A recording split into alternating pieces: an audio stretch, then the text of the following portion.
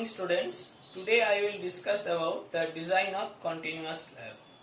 In my previous video I have already discussed about one-way slab and two-way slab. Now I will discuss about the design of continuous slab. So please come to the topic continuous slab.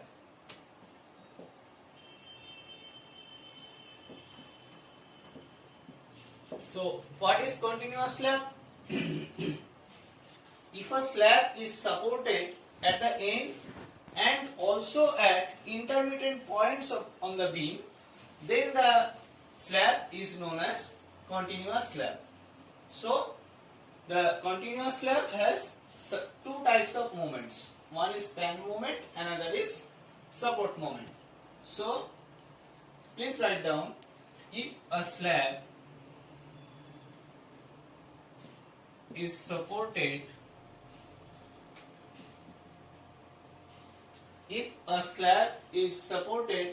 at the ends and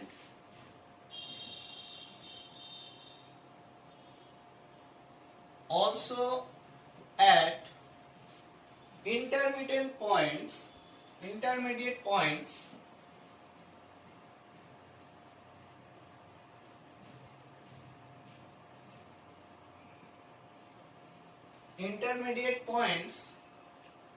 on the beam,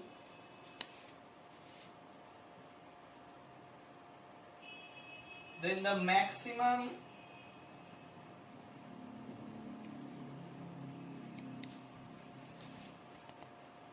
sagging and hogging moments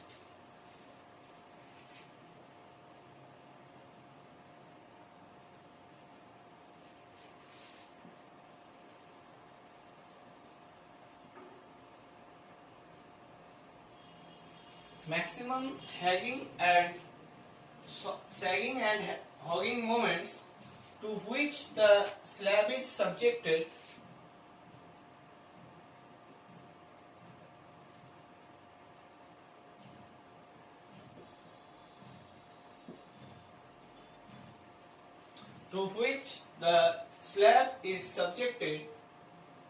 to due to a UDL.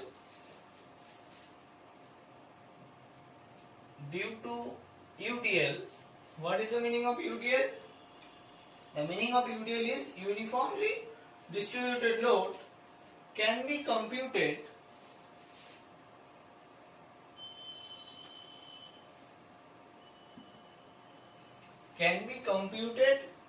by using moment coefficients.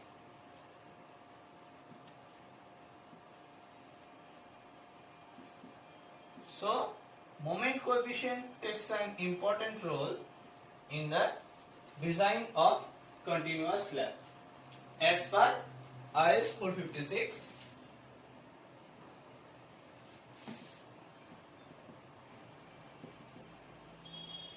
2000 clause number 22.5. Okay, so when we design the continuous slab at simply supported ends,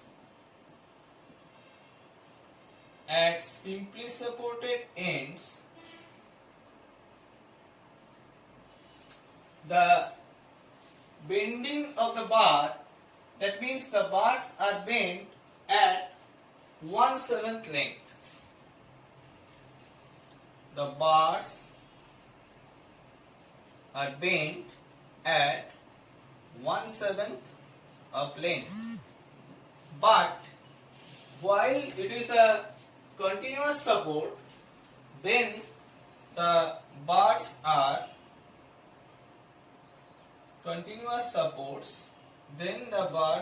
bent at 1/5 of the length.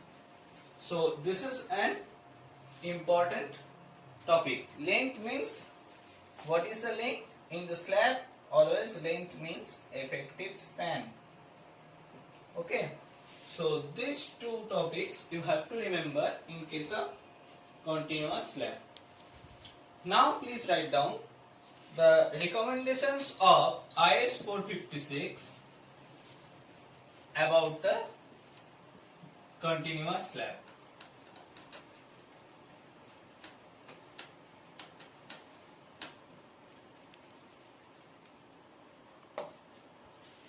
So please write down the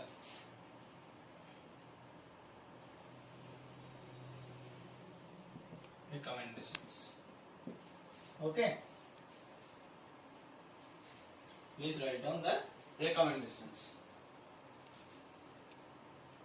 The first recommendation is, unless more exact estimates are made for beams of uniform cross section which supports substantially uniformly distributed load over 3 or more spans which do not differ by more than 15% of the longest, the bending moment and shear force used in this design may be obtained by the coefficients.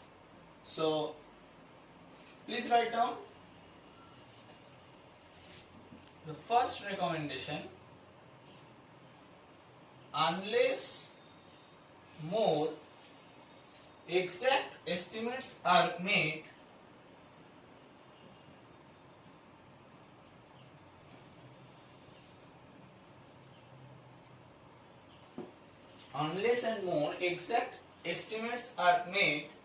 for beams of uniform cross section,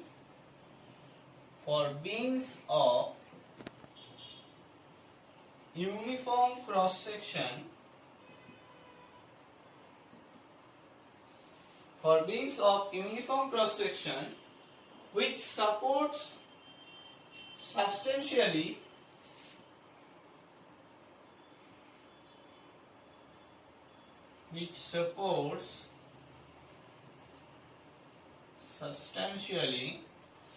the uniformly distributed load over, that means UDL, over 3 or more spans,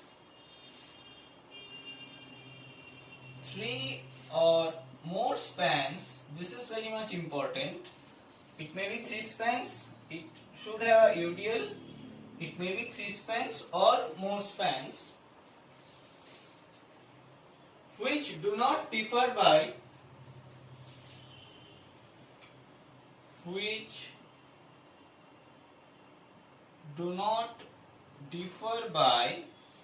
more than 15% of the longest,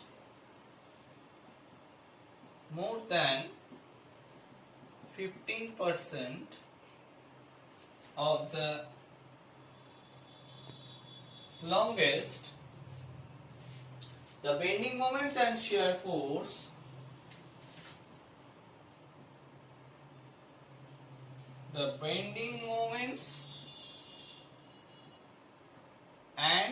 force are computed by using moment coefficients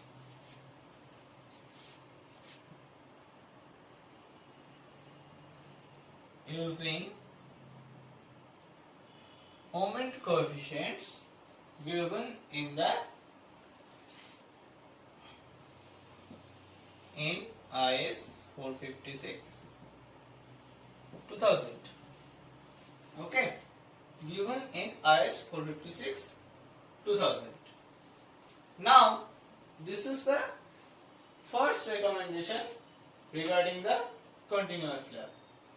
The second thing you have to remember, as per IS 456, for moments at supports where 2 unequal spans must, or in case of where the spans are not equally loaded, the average of 2 values for the negative moment at support may be taken for design. So please write down, for moments at supports,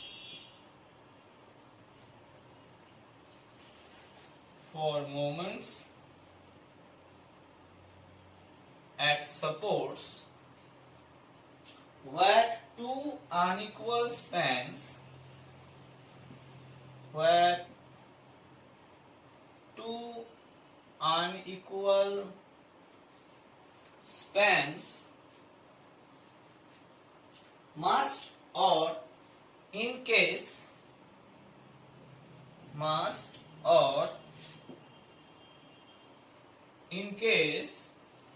where the spans are not equally loaded, where the spans are not equally loaded, then the average of two values, then the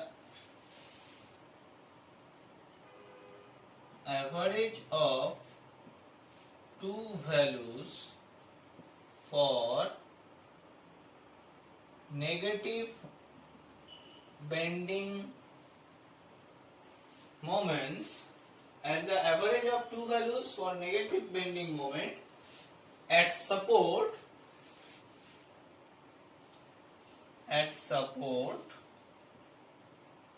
may be taken as design, may be taken for design, or may be taken as design bending moment. So this thing you have to remember according to the IS 456-2000. Now the third thing you have to remember, please write down, according to the clause number 37.1,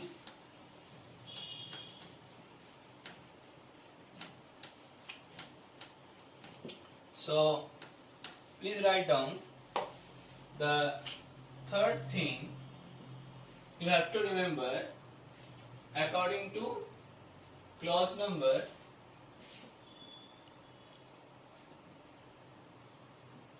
37.1.1 from IS 456-2000.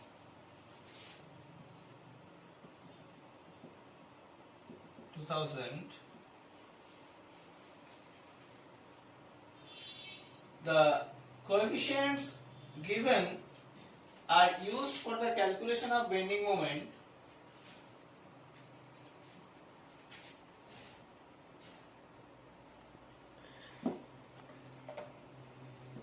the coefficient used for the calculation of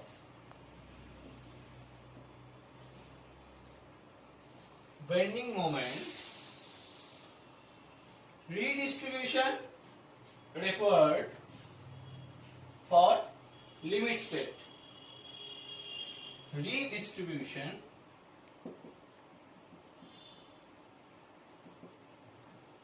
is referred for limit state method.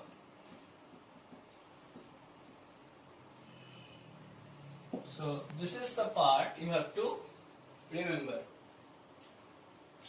Now the fourth thing and the last thing you have to remember, that where simplified analysis using the coefficient is adopted, redistribution of moments shall not be done. Where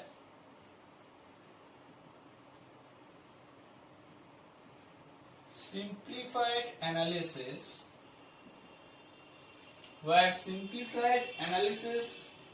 using coefficients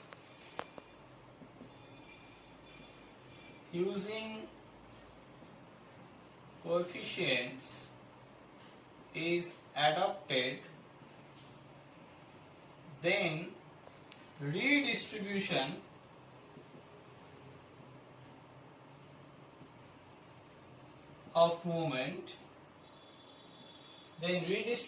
of moment shall not be done.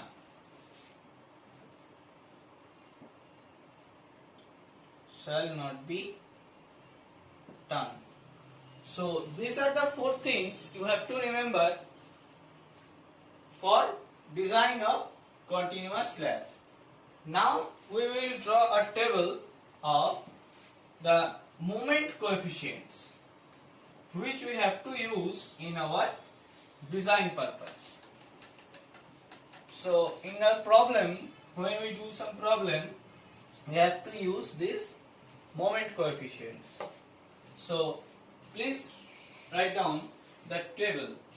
The first one, the first column is type of load. That means what type of load it is. The second thing is the span moment. Second thing is span moment. In the under of span moment, there are two columns. The first one is near middle of span.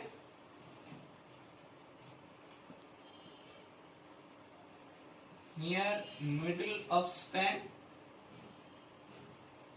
and the second is at middle of interior span. At middle of interior span. So this is all about span moment, and after that here it is support moment. It is also an important, that is support moment. And under the support moment there are two columns. First one is at support next to the end support. At support next to end support. And the next one is at other interior supports. The next one is at other interior supports. So this is the table you have to draw for realizing the bending moment coefficients. Now under the type of load, the first one is dead load and imposed load. Dead load and imposed load. So we can write down dead load plus imposed load. So for the first thing, this will be positive 1 by 12, and at middle of the interior span, this is the positive 1 by 16. But in case of support moment, it is negative, and at support next to the end support, it is minus 1 by 10, and at other interior support, it is minus 1 by 12. You have to remember in case of continuous slab design. Now for imposed load, not fixed, these loads are fixed actually, and for second type of load, that is imposed load,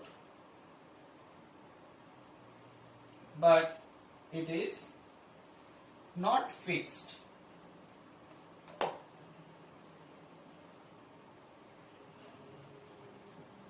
Then what will be the value?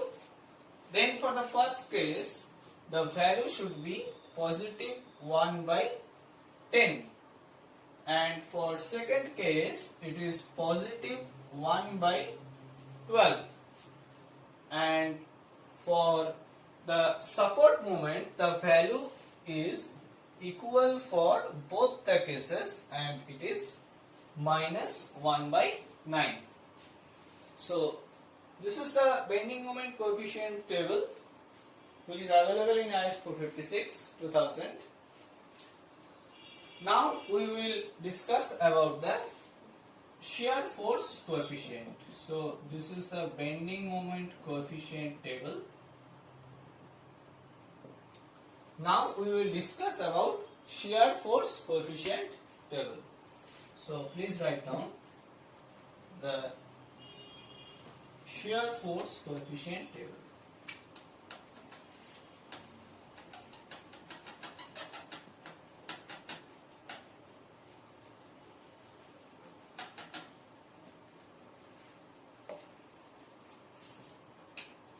So this is shear force coefficient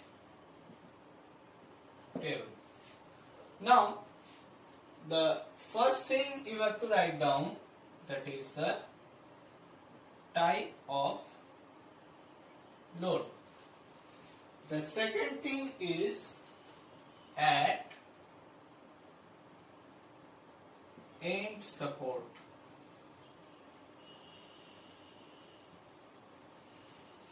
And the third thing is at support next to end support. At support next to end support.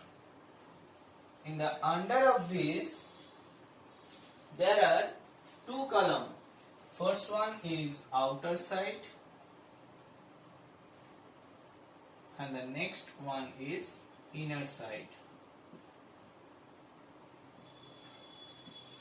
Okay, and the last one is at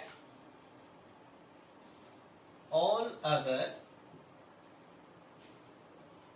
interior supports. Okay, so this is actually the table, and the type of load is same as the bending moment coefficient. The first one is dead load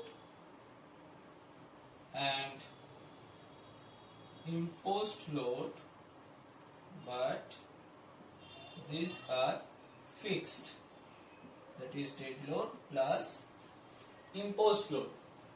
For end support, the value should be 0.4 for this case, and for outer side the value should be 0.6. For inner side the value is less from the outer side, that is 0.55, and at all other supports the value should be 50%, that means 0.5. Okay,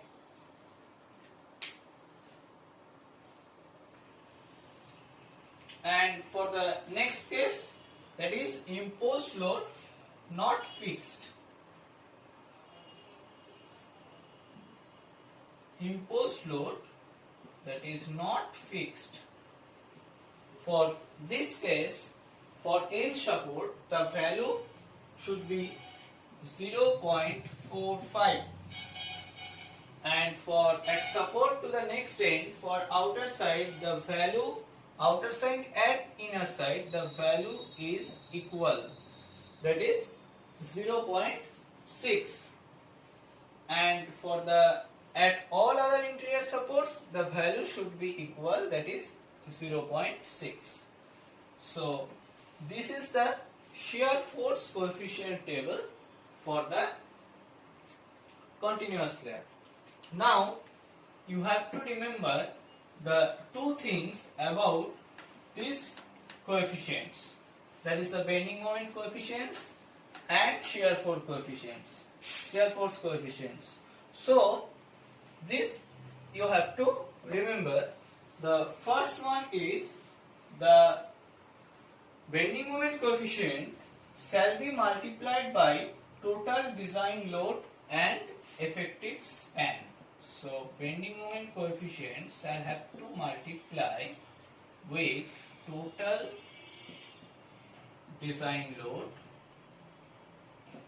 total design load and effective span.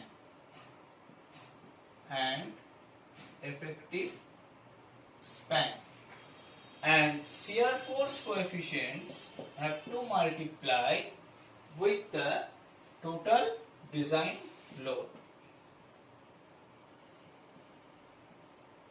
Okay, these are the things you have to remember. Now, this is all about the preliminary discussions about the continuous slab. Now, we will discuss in my next video. I will discuss about a problem related to continuous slab. Thank you.